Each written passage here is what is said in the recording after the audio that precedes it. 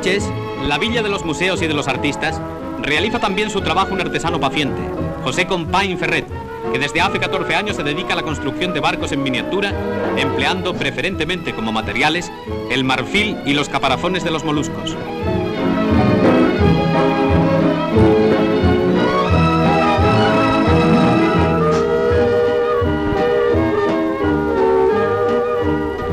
Por pequeñas de tamaño que resulten estas realizaciones, requieren sin embargo muchos meses de labor.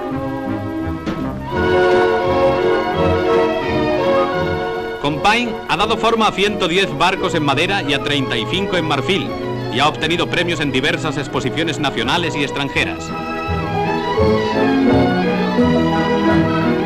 En su estudio taller utiliza diminutas herramientas, sierras y tornos y otros instrumentos creados por él para lograr su meticuloso trabajo.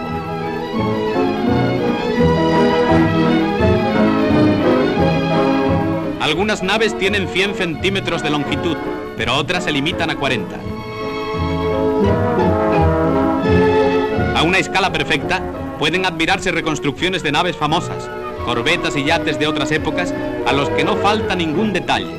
Barcos que parecen de juguete y que son muy apetecidos por museos y coleccionistas.